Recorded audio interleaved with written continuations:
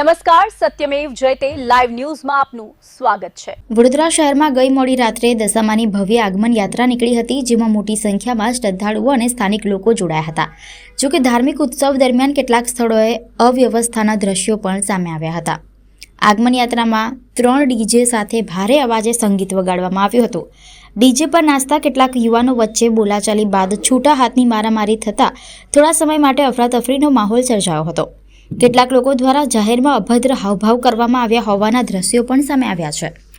યાત્રા દરમિયાન મોટી સંખ્યામાં લોકો એકત્ર થતાં ભીડનું યોગ્ય સંચાલન પણ પડકારરૂપ બન્યું હતું।